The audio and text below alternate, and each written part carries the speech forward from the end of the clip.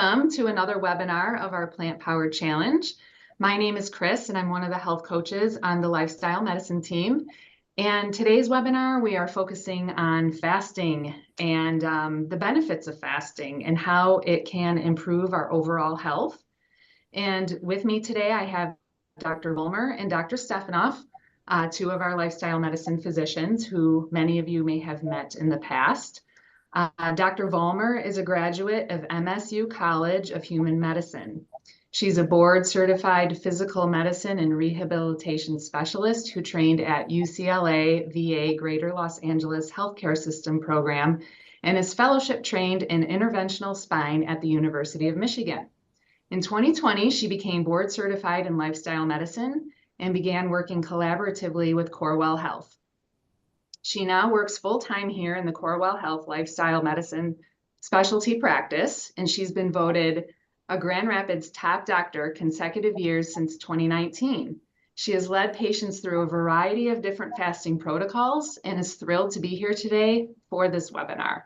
And we also have Dr. Stephanoff, and he is a family doctor with additional board certification in lifestyle medicine. His clinical practice integrates traditional primary care and lifestyle consultations. After serving as Chief of Staff and Accountable Care Organization Medical Director at a rural hospital district, Dr. Stephanoff came to Corewell as a top diplomate of the College of Lifestyle Medicine's second class in 2018. He was inspired to bring the benefits of healthy living to his patients after his own health was transformed by whole food plant-based eating, fasting, and exercise.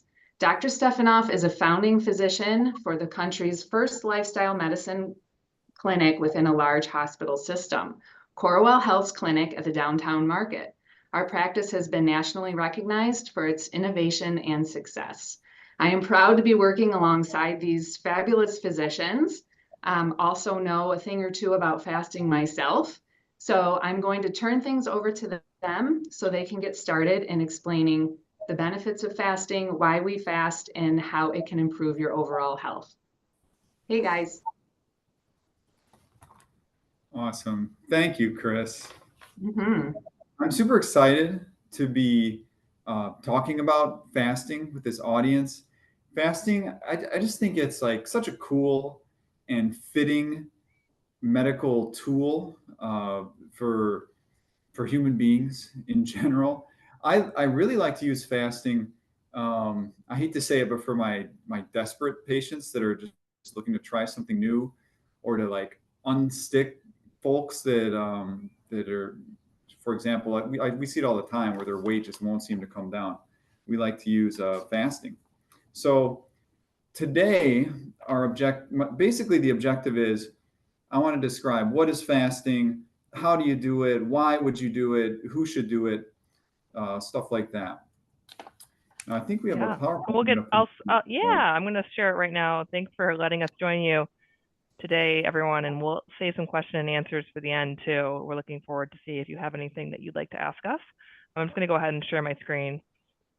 I had the PowerPoint. Go for it. I want to start maybe with a little story about how I first encountered fasting, which I'll never forget. This first patient I saw while I was in New Mexico at the rural health clinic. I had a very typical patient, like a 60-year-old guy, overweight, high blood pressure, high cholesterol. So I was going to give him the typical treatment, right? Like blood pressure medicine, cholesterol medicine, etc.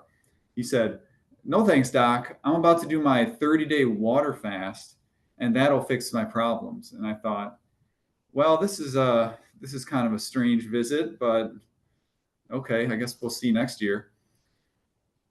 However, just like a week or two later, one of my good friends, who was also a medical doctor, he came in for his physical. We were looking at his labs. They were kind of strange because his blood sugar was like lowish. His cholesterol was kind of like high, but in an unusual way. And he gave me this look, and he said, "Do you think it might make a difference that I was on day 2 of my water fast?" And so, now I had to learn more about it. And that was right when my family and I were doing our whole food plant-based transition. So I lost over 40 pounds, eating healthier. We were following Dr. Joel Furman's Eat for Life sort of book and cookbook, and then I started fasting, but it did not actually go well for me at first. I didn't have what you guys get, which is this reliable, authoritative description of what the heck to do and what's going on. So now I do a better job. I see my patients put their inflammation into remission and their weight improve. So that's what we're looking at today. Dr. Vollmer, maybe you have a story to share, or you can tell us something you love about fasting. Yeah, and I think the interesting thing is we'll talk about different ways that you can fast. And I agree that I've personally tried different fasting methods throughout my life, and then we've both done, I think, our fasting mimicking protocol, which we do here at Corewell. And it's a great tool to help reset eating patterns, get your diet in check after like the holiday season right now, per se, or achieve other metabolic factors that we'll talk about during this webinar. But yeah, some of the great success stories we've seen, as you can see right here, are Fasting for Health, 100 Pounds Lighter. If you want to look up and follow the link to our Corewell Health Beat, this patient specifically is one of our patients who has lost over 100 pounds in a year and started off with a fasting series, one of our fasting mimicking protocols, which we'll go more in depth about, and then went into intermittent fasting and has gradually transformed her life over a year in a sense that didn't feel like a crash diet. And that's what we're looking for, is a gradual lifestyle evolution here.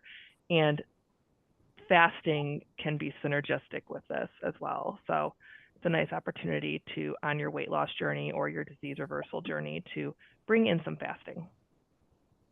Mm-hmm. Yeah. So let's start with the basics. You might say your fast starts when you stop eating, right? But we can be a little more precise than that, I think. It's very useful. It's important to know that our body basically has two fueling modes, okay? The default mode uses glucose.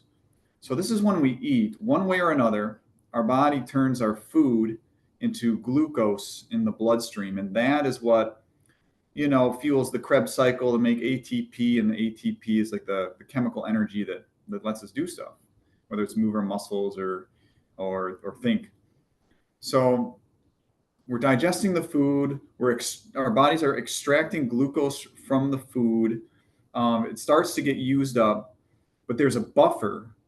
Before we can switch into fasting mode, our body is using glycogen to keep the glucose levels up. Glycogen, mainly stored in the liver, which has hepatocyte cells, and the muscle, the myocyte cells. Glycogen is like ready to use glucose fuel, all right? It can turn into glucose really easily and keep the levels up. And only when that starts to drop lower, several or even a dozen hours after eating, if we're looking at the blood of someone who hasn't eaten, then we'll start to see the free fatty acids and the ketones rise little by little in the fasting person. So where these are coming from, this is the alternative fuel source that comes from the stored fat. The stored fat we want to use up, that we've been storing for, a year or a few decades or something.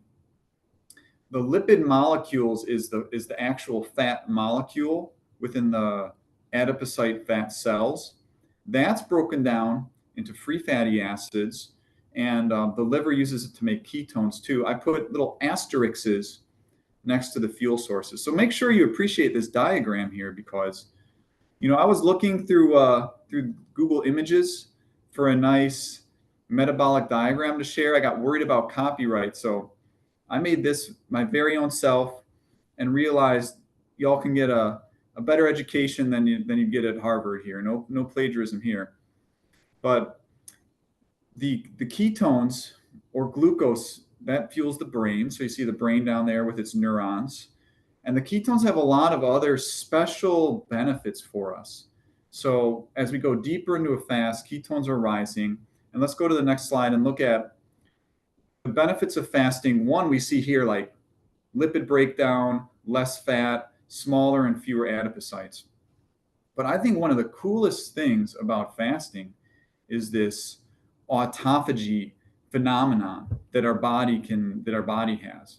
So autophagy, that comes from the Greek auto, self, and phage, eat. So self-eating, which I don't know, maybe sounds kind of horrible, but we need a little of this when we're not eating food, and it turns out it's actually really good for us. You might picture one of your organs, like your liver or your brain or something. It's composed of tissues, which are clumps of cells, and the tissues are made of the cells, right, that are like spheres, you can imagine them, and there's machinery within the cell. These machinery parts are called organelles. Okay, the organelles do stuff. And in the picture, this is like the little sphere in the center is the nucleus, and those wavy things are the ribosomes that make protein, and there's little elliptical mitochondria that make the energy. Well, these machines can break down over time. I mean, they will almost literally rust. Since rust is oxidation, you might have heard of the concept of like oxidative stress, like chemical damage to the machinery that makes it work less efficiently or not at all. But when we are feeding, our body is like building up, multiplying, dividing, growing, storing. It's really during fasting that it turns on self-repair and self-cleanup, which is super important and useful to have sometimes. Even the cytoplasm, like the body of the cell, that sort of gray space in the picture, that accumulates some debris, not just stored energy, but like literally wasted chemicals and molecules. And when we're not eating, our body doesn't just use fat for fuel. It is like scavenging for resources. It is in repair and recycle mode. And so we want to recycle the junk, the waste that is accumulated in our body. And that's autophagy. So there's a lot of cool research on autophagy. But there's more.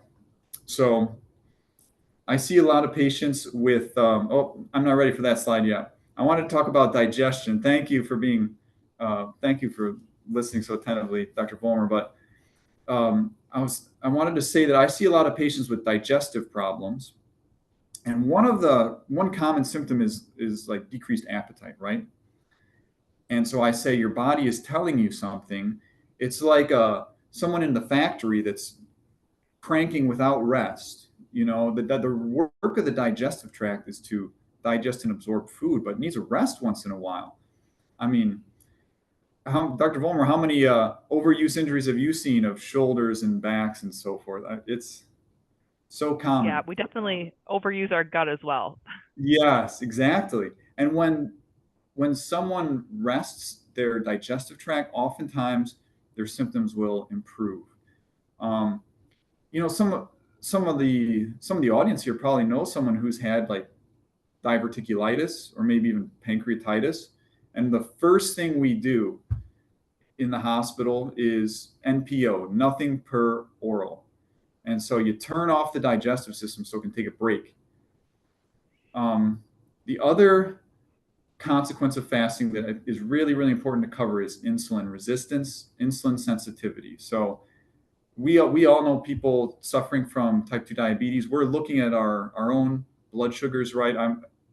Everyone over a certain age, I'm checking their A1C and their fasting blood sugar. Let me describe for a second what insulin is. This is one of the most important hormones in modern medical practice. Insulin tells your body to take sugar out of the bloodstream. The glucose goes from the bloodstream to be used or stored, okay? Because too much glucose in the bloodstream, it damages things. It causes inflammation and neuropathy and all these complications of diabetes.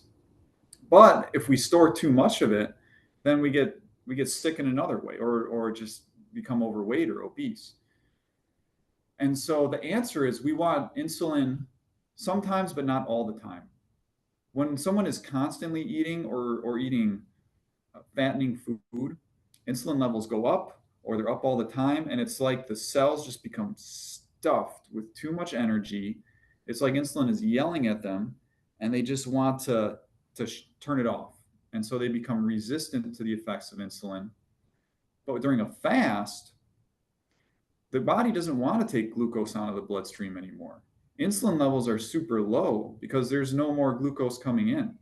And so finally, the cells are cleaning themselves out. They're waking up. They're listening again to insulin. And so it's so important. Such a useful tool for diabetes treatment and prevention to do some fasting. So now let's take a look at the next slide, because I think you might be noticing a pattern here, okay? I'm talking about phases of living, feeding and fasting, right? Digesting and resting, building and growing, eliminating and detoxifying and repairing. This is not a new concept. This is very evolutionary, right? I mean, there's a reason we have stored body fat. It's for the lean times where there's nothing to eat. And even in the earliest writing records, there's mention of fasting. Hippocrates, the first medical physician, you might say, him and his students recommended fasting.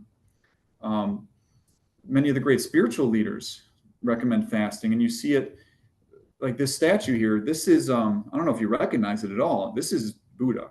So the fat monk that many of us are used to seeing, that's not the Buddha exactly. That's someone else. Buddha fasted. He told his disciples, if I understand correctly, that all his monks should not eat after noon. So they're all intermittent fasting. We've got Lent coming up. So many of us who might be Christians, February 14th, Lent starts. I always look forward to Lent. Maybe I just have a guilty conscience, but I like the cleansing. I think prayer and fasting go together like pita and hummus, and maybe those that are going to be enjoying Ramadan on March 10th would agree with that. So that's the Muslim season of fasting also coming up as spring arrives. So it just kind of makes sense intuitively, I think. And what really integrates this, to my mind, is whether we ought to be fasting or feeding or feasting in a certain season.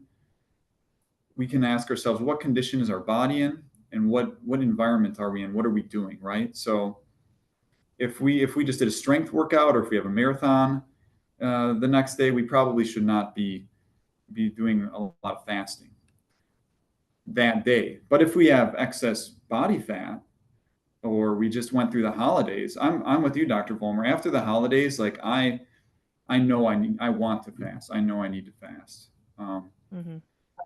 And that's just the condition my body's in until after the fast. And then I'm ready to, grow clean again. So let's get the next slide. I want to talk about how are we going to start? So this is the how-to, or oh my goodness, my lights. Okay. When I prescribe fasting to my patients, which is pretty often, I'll start them with intermittent fasting, almost universally, because it's easier to do than you might think. Anyone who's not eating overnight, you're over halfway there. So one of the most common prescriptions I give is like, just stop eating after dinner. I can't tell you how many patients I've told the eating before bedtime is just killing us.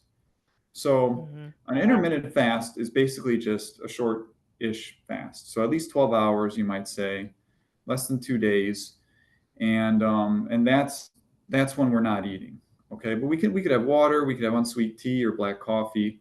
Maybe we'll get more into that later. But the flip side of the coin that I want to explain also is you have the time fasting, the intermittent fast. You have the time feeding, the eating window. That's what you might call time restricted eating. So by way of example, take a look at these clocks here. You might imagine, okay, I'm not going to eat from 8 a.m. till 8 p.m. to noon the next day, and that's my 16-hour fast. Or you might look at it as, I'm going to restrict my eating to noon to 8 p.m. And that's my 8-hour eating window. So that's just one way to do it. It's a great way. Some other terms you might see, if hopefully you're you're reading and listening to podcasts and learning about fasting, is 1 meal a day, which is basically like a 23-hour intermittent fast. And I've had patients do very well with that. Alternate day fasting generally means just you're not eating for a whole day. So that's like a 36-hour fast. 5 and 2 has been popular, I understand, in like the UK especially. That's kind of like 2 days in a row of fasting, or eating just a teeny bit of fast mimic. So I want to explain what that term means. What is a fast mimic? That's on the next slide. So imagine that you are in a fasted state, and if you have a single grain of sugar, that will not break your fast. You're not going to go into full-on feeding mode.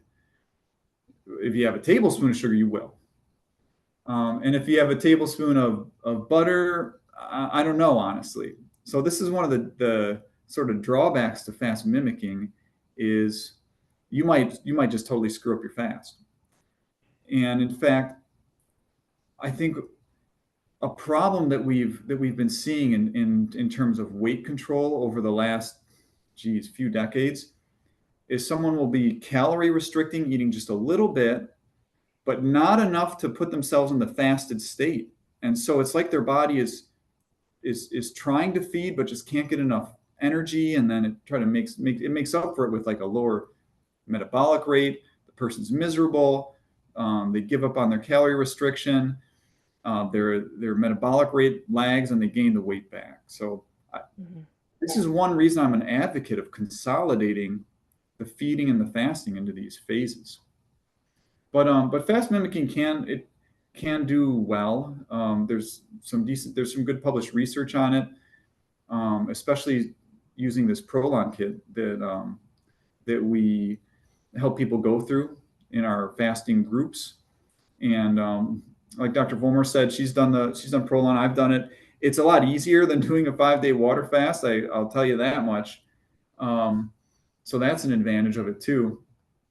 And it's formulated so that you can rely on it a little better than just sort of guessing or doing a trial and error thing, seeing if you're still making ketones, if you broke your fast or not. So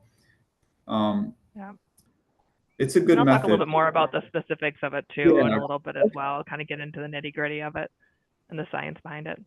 Okay, cool. Thanks. I wasn't sure if I should go through the kit, but you should experience it yourself to see. I did want to mention, since we're kind of wandering into the extended fasting territory, my next slide has a little bit about extended water fasting, which is it's just really interesting, I think. The human body can survive for a long time without food if it's being hydrated and getting air, and there's enough body fat to sustain it. I mean, the longest water fast was more than a year. Now, this person lost, I think he lost like 250 pounds or something. Mm-hmm. But it's like, well, it's a deep, intense cleansing fast with a lot of fat burning, but it's a lot less safe too. So if someone's interested in this, they should do it under supervision. And in fact, there's some fasting clinics you can go to. It's something in between like a hospital and a resort. But you know what they do at these fasting clinics is, well, one, they refeed you very carefully. And two, like if you go to True North Health Center that's publishing some amazing stuff on like lowering blood pressure, you know what diet they send you home on, right? The whole food plant-based diet is what you get. That's your prescription to keep it going. And one important point I want to make before I turn it over to Dr. Vollmer very shortly is, when it comes to achieving and maintaining good health, as awesome as fasting is, the daily food is, I think, even more important. All right. So nutrition and exercise, and you see this in the scientific articles too. If you're looking at magnitude of effect, healthy eating and exercise are better than fasting from what I'm reading.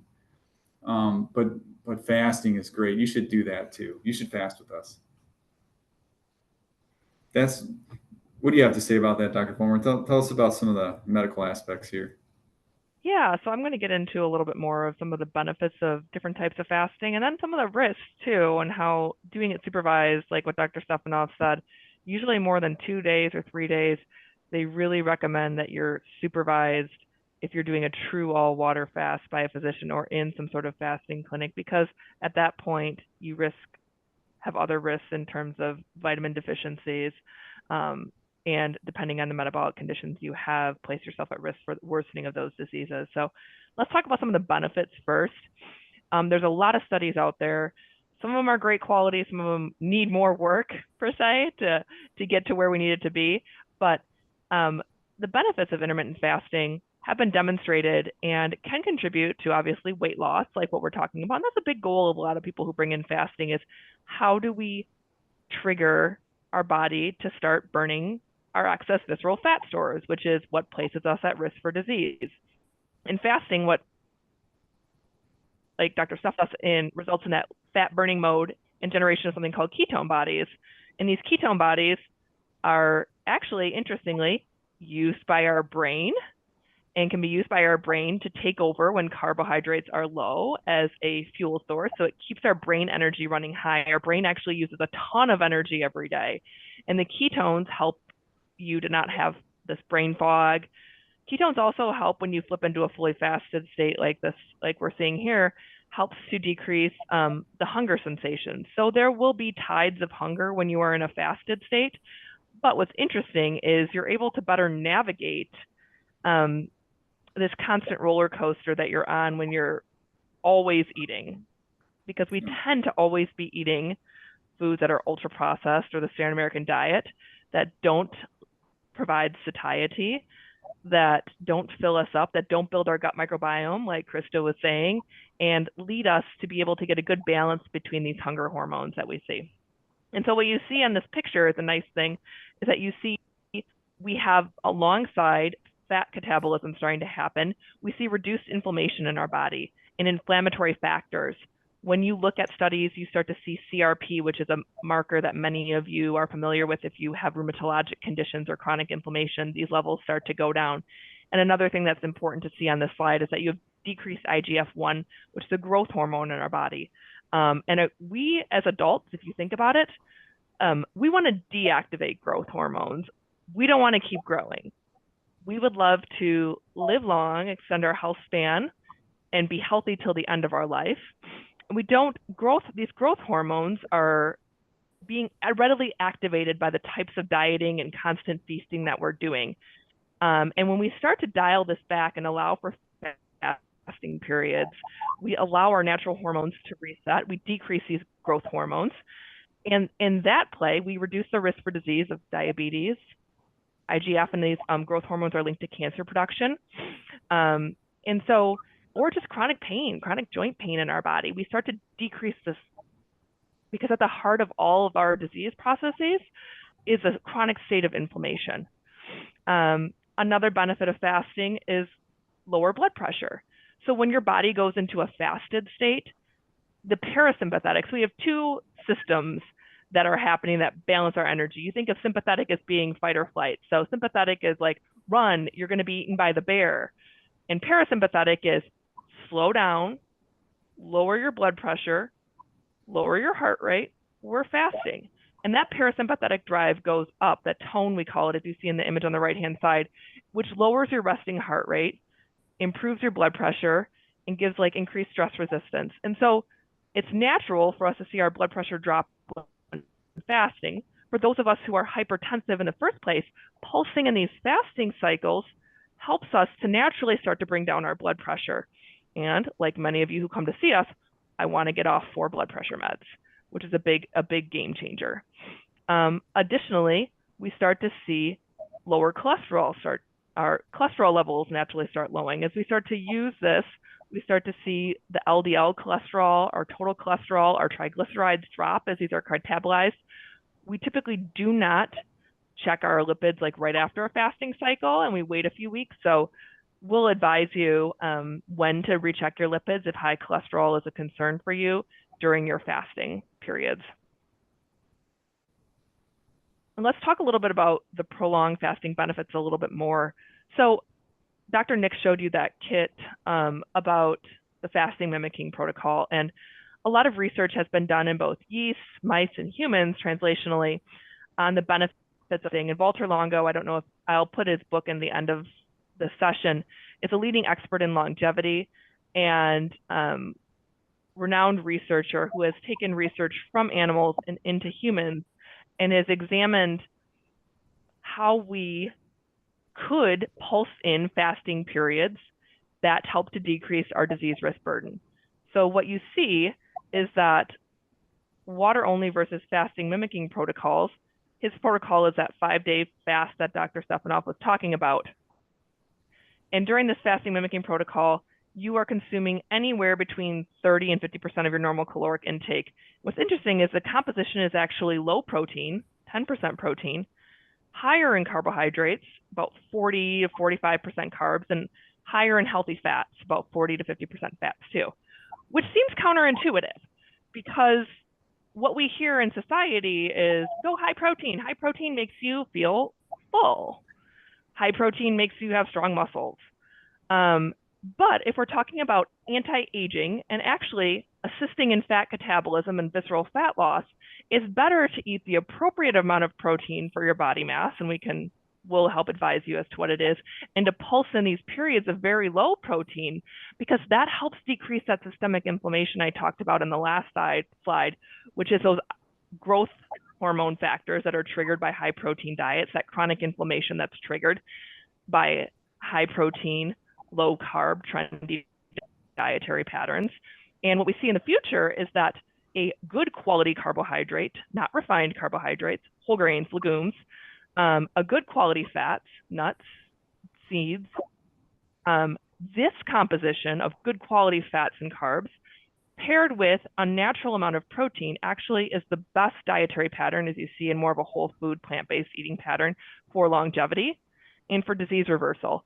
And you see that in the humans, that as you pulse in these periods of the fasting mimicking protocol, we see decreased improvement of insulin resistance, like Dr. Nick was talking, and diabetes, decreased risk of cardiovascular disease. Our arteries start pumping blood through them more clearly, decreased risk of cancer, like I talked about with those growth hormones, and aging, anti-aging properties, that autophagy that Dr. Stephanoff talked about. When we are in this fasted state, the intriguing thing also is that patients tend to have improved energy. Their body is cleansed of all these toxic processed foods that they're typically consuming, and energy. And when you're in this 5-day fasting mimicking protocol, almost like endorphin release, and it's like it's a chemical adaptation that your body does to try and like seek out food. You actually feel better energy. You're like, where's the food? I must go find some. It's a nice opportunity.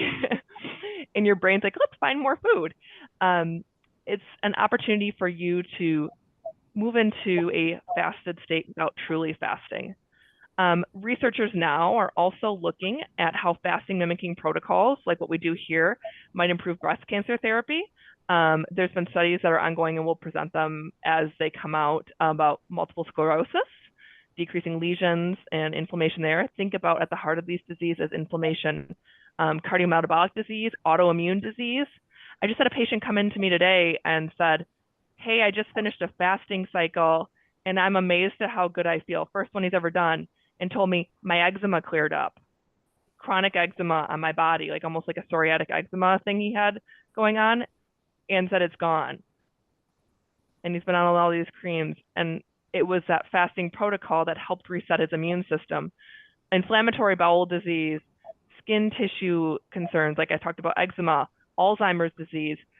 Leading research in Alzheimer's is that Alzheimer's is not necessarily, and in very few cases, actually genetically contributed. It's more environmental. And some of the leading research by Dean and Aisha Sherzai, they are 2 neurologists based out of California. If you're interested in brain health and the benefits, potentially how fasting could fit in there as well, and whole food, more plant-forward eating patterns, or cognitive, delaying any sort of cognitive decline. At the root of this may be some fasting as well. Intermittent fasting. So Dr. Stephanoff showed 2 different pictures of how you could do some intermittent fasting and pulse that in. Do I skip breakfast? this could be a question later, so I kind of put this in as a nice opportunity to think about it. In an ideal world, from what we've seen in early research, we would probably stop eating around 4 p.m. and not eat again until the morning hours and allow our fasted period to start earlier in the evening hours and not skip breakfast. Like in that study you see from 2017 from the American Heart Association, daily breakfast consumption may decrease the risk of adverse effects. So it's when we eat breakfast and don't skip it, it can help with glucose and insulin metabolism. Now we're talking about a good quality breakfast in this scenario, and we'll help guide you with our team as to what a good quality breakfast is, more whole food focused. But there's also some evidence between breakfast skipping and increased risk of cardiometabolic disease. Patients who chronically skip breakfast tend to have a higher risk of being overweight or obese, blood pressure driving up, higher cholesterol and diabetes. So you have to pair your intermittent fasting mindfully. And what we really advocate is that you at least work circadian fasting to start, which is like 12-hour fasting. And in this other study that just came out in December 2023, they looked at a later first meal and a later last meal are associated with increased risk of cardiovascular outcomes, especially in women. So moving your eating window a little bit earlier and stopping earlier, like Dr. Stephanoff said earlier, is an important thing. So envision like this picture on the right says, time in bed's about 8 hours. You avoid eating for the first hour of waking up. So maybe you wake up at like 7 and you start eating at 8. Then you eat during that eating window. You get some exercise in the late afternoon hours or some time, light to moderate outdoor exercise that helps with sleep drive, getting you ready for bedtime during the natural hours, and no eating 2 to 3 hours before bedtime without bright lights and calories. Now, your body at night wants, except for those of us who have to work third shift, and thank you for doing that, because we need this for our industrialization and for our healthcare and all of those factors. But whatever your bedtime is, not eating 2 to 3 hours before bedtime can be very helpful for sleep quality and for not going into fat storage mode. Think about it. Like if you're going into a hibernation, your body is going to start to store what you ate and not try and metabolize it. So it's really important to start to focus first on narrowing your eating window to at least something like 12 hours and starting there. We do, and I will admit on this slide too, we need more larger scale studies are needed to look more in depth on that skipping breakfast, intermittent 16 and 8 trend and cardiovascular risk associated with that. And so ongoing, we'll update you as it comes out, but at least work towards the 12 hours first. Can I interject real quick? Yeah. That, I see so many of my patients, especially in primary care, suffering from insomnia. And if any of them have like a major reversal in their sleep quality, and they're, they come back in a future visit and they just feel like so much better. They look better. Surprisingly, it's not usually because they gave up their phone at night. It's usually because they stopped eating before bed or they stopped drinking alcohol after dinner. Very true. Good point. Yeah, that's one of a very good sleep hygiene change that you can try first before starting to medicate yourself for sleep is to change that key factor. Yes, alcohol is also considered calories. And so eating or drinking anything besides water or like a uncaffeinated would be the best place to start. So this is another interesting, this is the studies that look at the fasting mimicking diet and the dietary protocol that we have patients start on here. And so basically they took 100 patients and started this, and in the end, 171 completed it. And like I talked about, the fasting mimicking protocol is low in calories, sugar, and protein, but high in unsaturated fats versus patients on an unrestricted dietary pattern. And at 3 months, so they had patients do this for 5 days a month for 3 months, okay? Then the patients that actually were unrestricted were allowed to cross over to the fasting protocol as well. So they could actually participate in it. And they looked at 3 subsequent, like once a month for 3 months, fasting mimicking dietary protocols. decrease the patient's BMI. And you can kind of see on the right-hand side, they're a little bit small, but you can see the difference between control and FMD, which is the test patients, of the bigger drop in body weight, BMI, body fat, truncal fat, with preservation of lean body mass, which is an important thing to note, that your body did not dip into lean muscle mass reserves, as you see, which is a risk factor when you are fully fasted for a prolonged period of time. Your body turns from carbs, no carbs, and then it says, okay, well, let's try and break down some proteins too to make glucose. And then you start to lose your lean muscle mass. So when they demonstrated in this study of using the fasting mimicking protocol, because you're still getting some calories and because they're balanced in a way, your body does not as likely to dive into your lean muscle mass as a fuel reserve. And then, like I mentioned on the prior slide, they saw improvements in blood pressure, reduction of those growth hormones I talked about, triglycerides, LDL cholesterol, on those inflammatory markers.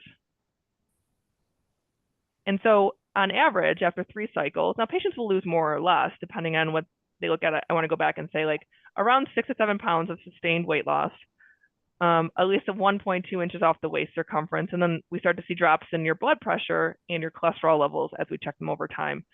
And it may not seem like, okay, that's a lot of work to lose like 6 or 7 pounds on average. Some patients lose more each cycle depending on in subsequent cycles. But like Dr. Stephanoff alluded to, it's really important between each cycle how you change your lifestyle, because this will propel your long-term weight loss between these fasting mimicking protocols and lead to continual exponential drop of where you want to be in weight or where you want to be in blood pressure, cholesterol. The day-to-day operational change can either bring you back to the same weight you were or continue to push you in the direction you want to go for your lifestyle. I thought this was really interesting. Fasting for weight loss, jumpstart or slow and steady wins the race. And this is particularly looking at obesity. And this was published in the New England Journal. It's Myths, Presumptions, and Facts About Obesity, slow and steady or jumpstart in terms of weight loss. And what they saw, one of the common myths, I put the arrow by it, is that large rapid weight loss is associated with poorer long-term outcomes than is slow gradual weight loss. And that's a myth. Actually, more rapid and greater initial weight loss associated with lower body weight at the end of long-term follow-up. So when you're looking at things versus like chronic, like Dr. Nick mentioned earlier, caloric restriction, counting, at some point your metabolism slows, you start to regain, you're not eating as little as you thought you were anymore, and your body starts to hit a plateau, you give up, and all the weight comes back. What they see in a lot of the best studies we have on this so far is that when patients actually, like in this meta-analysis, are encouraged to all eat, say, 1,200 kcals a day, which is still a caloric restriction, aim for like a high amount of steps movement and attend weekly like behavioral like coaching episodes, the people who lost the weight, now everybody's coached to do the same thing, but those people who took it the hardest in the beginning, like really put their efforts into it, reduced their calories the most, attained the most steps, attended the most sessions, were really, like you could say, there for it. Those rapid weight losers, weight losers during that initial months significantly lost more weight than the other groups when they did a lot in the beginning. And then 18 months later, they still maintained more of their weight loss than the other cohorts, maybe the moderate or the low weight losers in the first few months. So that to me says, and then also weight regain did not significantly differ between the groups. So they lost more initially and then also didn't regain any more than the other groups at the end. And what's interesting about that is that akin to like doing one of these fasting mimicking protocols is that if you're able to build the momentum early and pulse in this good quality fasting mimicking protocol, patients start to like improve their quality of life quicker. It's like a reset, like their general appearance, their body image, their mobility, their pain levels, their energy. can help with the weight loss and perpetuate these further lifestyle changes that happen along the way. And I think that that's a positive reinforcer for building health with our team and stacking positive health habits, like in our risk reduction program or our Cooking for Health series, which goes synergistic with the program, with doing a fasting cycle. And that leads to long-term sustainability.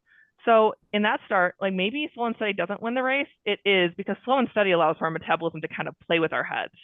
We start and then we evolve our diet as we go along to keep up with the initial weight loss we had.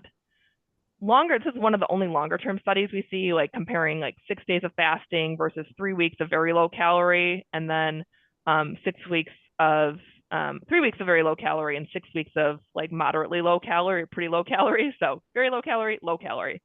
And at 1 year, the fasting group was the only one who has sustained significant weight loss. The people that started off with that 6-day fasting protocol, which was like defined as greater than 10% of their weight loss. And the people who just did the caloric restriction did not have the significant sustained weight loss. And at 9-year follow-up, this is the interesting thing too. 90% of the fasting group had regained weight, which was like, oh crap, well then why did we fast 9 years ago? But they still felt positive about their health, their quality of life during that fasting period. They were able to maybe get back to work better. They made more money. Like they just like felt that period of their life helped them. And the people, that 10% of people who 9 years later who had started with fasting, because we know we've all done these caloric restriction pulses and all these things, those people who actually like kept the weight off had made a really good quality lifestyle change in conjunction with starting with the fasting. So they really like leaned in on like, say, like a team like ours to help get away from the standard American diet, to modulate and change their dietary lifestyle. And fasting works as like kind of that jumpstart to a new lifestyle. And I think that kind of adds to that power of, if you pair it right, you can really do this right long term, and get to where you want to be. Let me make a quick connection here, because yeah, what fasting does is it raises GLP-1. And if you guys don't know what a GLP-1 agonist is, it's the Ozempic and the Wegovy and stuff like that. All right. And so one of the conundrums in medicine right now is, okay, we got these weight loss drugs. Are people going to be stuck on them for life or what? And so to my mind, this is an answer to that question. Like, look, when we're losing body fat, we need to secure our healthy lifestyle with something long-term and sustainable. Yeah, and that's, with these meds, I'm glad you kind of alluded to that, because it's a very popular topic right now. And I mean, there's a place and a space for this in conjunction with what we're talking about too. But one of the risks of these medications is that the patients go under such a severe caloric restriction from their typical life, and they are not macronutriently balancing in a way to preserve lean muscle mass. And they actually can be losing more muscle mass in those initial weeks and water weight than they are losing fat mass, which is what we need to lose to prevent and reverse disease. And so the initial studies show that some of these meds can cause up to 40% of lean muscle mass, which is more than what you would lose. I think it's like 20%, 20, 30%, depending on how you lose your weight in other weight loss strategies. So that if you're not under the supervision of a physician and checking your in-body, like what we do, we check muscle mass and fat mass to make sure you're losing the right kind of weight when you're on these medications, it can be dangerous, or it can be very helpful for you. So we have patients do both, and we are here to help in any way, that's best for you. And we're here to educate and provide feedback as to whether your fasting journey is pairing well with medications and other lifestyle changes. So prolonged fasting, just a couple things on the risks. If you do go under prolonged fast or a water fast or a prolonged fasting mimicking protocol, we always look at your baseline medical conditions, because prolonged fasting, if you are just even doing water, like gallstones, dehydration, hypotension, low blood pressure, loss of muscle mass, like I just alluded to, Nutrients, so you need key nutrients like thiamine to survive, and we need to make sure that you are getting these key when you're doing a water fast, that it's not a prolonged water fast without medical supervision. And like I said, hunger is one of the side effects that comes with fasting. Fasting contraindications. So we always encourage patients when they're going to go on a fasting protocol to talk with your provider about a prolonged fast or a fasting mimicking protocol. And even the intermittent fasting is something, it's always good to review and say, is this a good idea for me based on where I'm at in my health journey? And these categories that I have on this slide are a mix of relative and true contraindications. So it's a good point to talk and say, okay, if I'm diabetic, if I'm actively fighting cancer right now, if I have advanced liver, kidney disease, heart failure, if I'm going to be operating heavy machinery at work and I want to be fasting for 3 days, probably not a great idea. Actively immunocompromised or in an infected state, we typically don't put patients on fasting protocols. If you're underweight by BMI standards already, breastfeeding, pregnant, thinking about getting pregnant, the ages over 70 or 18, that's a relative contraindication. We talk with patients and look at what medical comorbidities they have before starting a fasting protocol, or allergies to foods in the fasting mimicking protocol. That's something to review with us. If you're allergic to nuts, there's things that you probably cannot consume or different types of nuts. So we can work around that and talk about whether it's a true contraindication or not. So let's talk about, I just put a couple in of our Corewell Health patient stories that have gone through our Fasting for Health series and have seen some of the power demonstrated in their life. There's numerous patients. We've probably done what, Dr. Stephanoff, probably like almost 50 cohorts of about, and probably close to 1,000 patients have gone through fasting cycles at this point, either independently, one-on-one with us, or in groups. And these two patients, so one is a 59-year-old female, history of long haul COVID, high cholesterol, obesity, sleep apnea, did 6 cycles between April and November of 2023, and has resolved a lot of their long COVID symptoms, which is an amazing thing to see by peppering this in with lifestyle change, that COVID doesn't necessarily have to be long-term and the side effects related to it, because think about this inflammation and their body changing. Triglycerides have dropped from an all-time high by 200 to 400 points, and LDL was previously undetectable and now at 70, which is in with the normal range without meds. And the in-body scan, which is a measurement of your weight but broken down into fat mass, lean muscle mass, and body water, showed that she'd lost over 30 pounds, 6% body fat, which is huge, and 6 inches on waist circumference. The patient in the picture is the one that I referenced and alluded to earlier, lost 13 inches on her waist circumference when she started with 3 fasting mimicking protocols and then pursued lifestyle change afterwards. I mean, just tremendous changes. We see reversal of prediabetes. We see cholesterol normalizing. This other patient, a younger patient, 39, history of hypertension and obesity, dropped her BMI from 34 to 28, which puts you from the obese categories into the overweight categories. And what we see synergistically with what we want to see these fasting cycles is their diet quality. So we ask our patients to do an assessment of their diet quality, to select pictures and pick what you're eating. And that evolution, we know that diet and what we consume is one of the key drivers for disease and the disease burden in America. And you rank how healthy your diet is from 0 to 100, and 100 being the all-time best dietary pattern, which is more Mediterranean leaning, whole food, plant-based leaning. And she took her healthy eating index and nearly doubled it from 36 to 77 while doing these fasting protocols. So that's 77 is a good score by our standards, and has lost about 35 pounds and sustained it, and has done 5 of these. So once a month, maybe not every month, but spaces them out and pulses them in as it works into your personal life. So our Fasting for Health Shared Medical Appointment series, this is an interesting, it's a very, like I said, a very popular offering. We use that fasting mimicking protocol that was developed by Dr. Longo that Dr. Stephanoff showed you pictures of earlier. It's a 5-day physician supervised fast.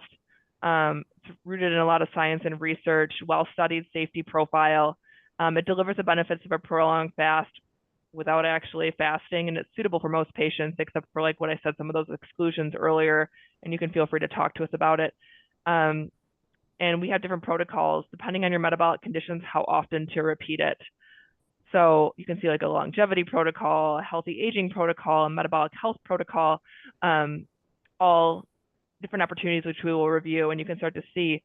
This is some of our earlier data. We're constantly updating this right now, and we have some new data coming out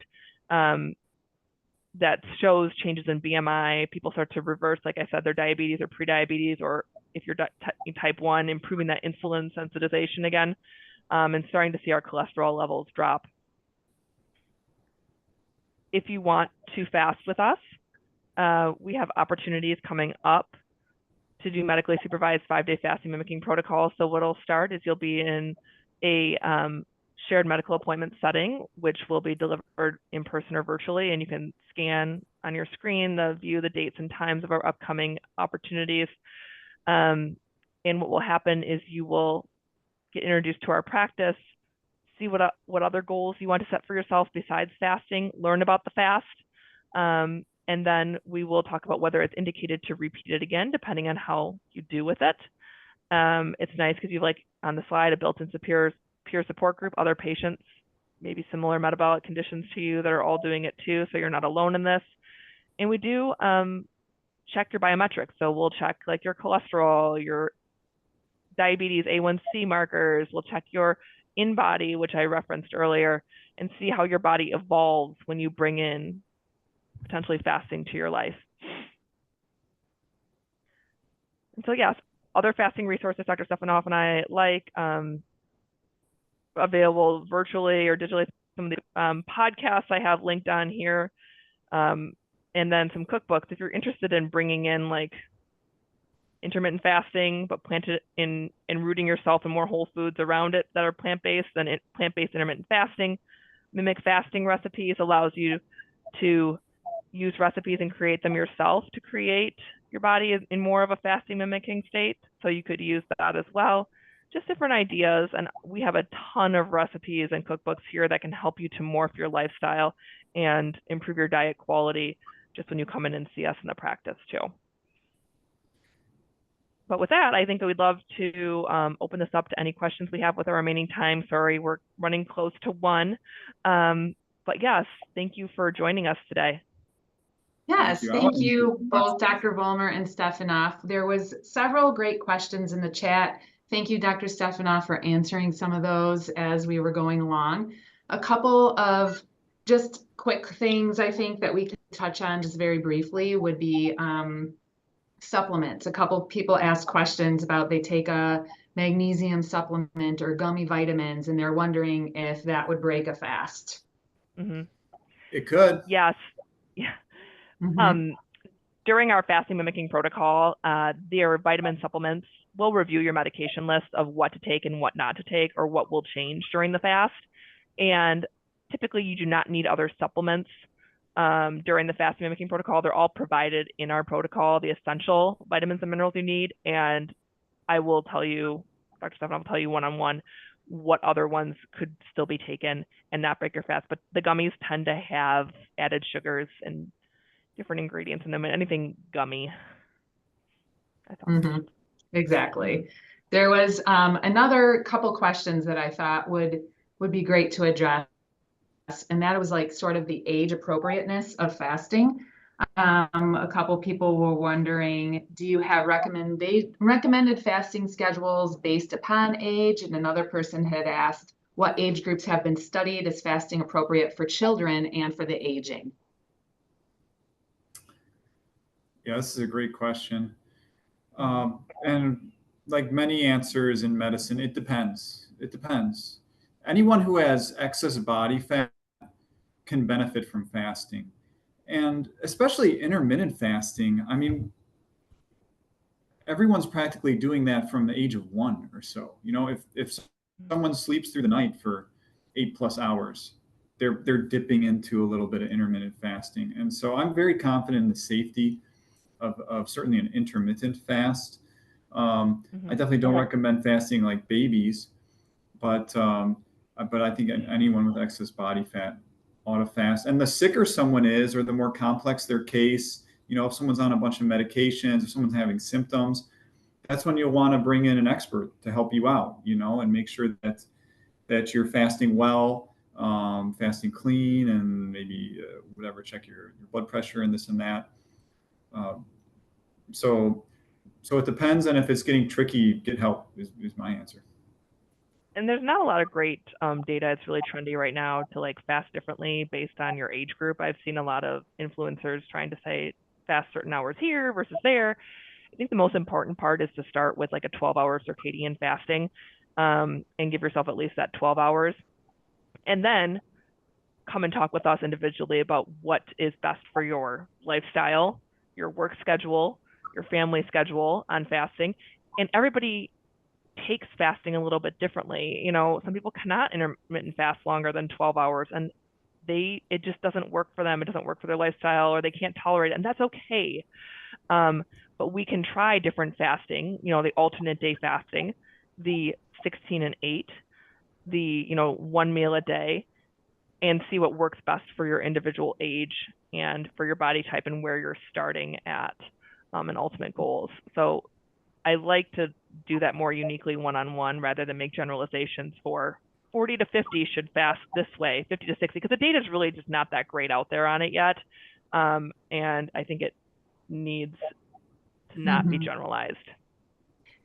Yes, great points. And there was also a few questions about having diabetes and if it was recommended for diabetes to fast. I know we talked at length too about meeting with one of you guys individually and talking about individual needs and appropriate for, what's appropriate for fasting. We're out of time, but I just wanted to know if you had one last statement or something to say about diabetics fasting or just fasting overall. Diabetics absolutely should fast. It's even more important for a diabetic to fast, but it's even more risky for a diabetic to fast, especially these longer fasts, or if they're on insulin. And so it's both. Supervised fasting is typically recommended by us, and so we can set up a plan for you and give some good resources on how to fast safely. Awesome. Well, you guys did fantastic. Thank you for all the great information. This webinar is being recorded and will be sent to all viewers to view later, and so you can just have more of the information sink in. And if you have questions, you can always connect with us. Please call and set up an appointment. Thank you for being here today. Thanks, and I love Barb D's comment. That's great. Congrats, Barb, on fasting and getting your pain levels down, losing weight with more plant-forward eating. That's awesome. Awesome. All right. Thanks. All right, everybody. Have a great day. Have a great fast.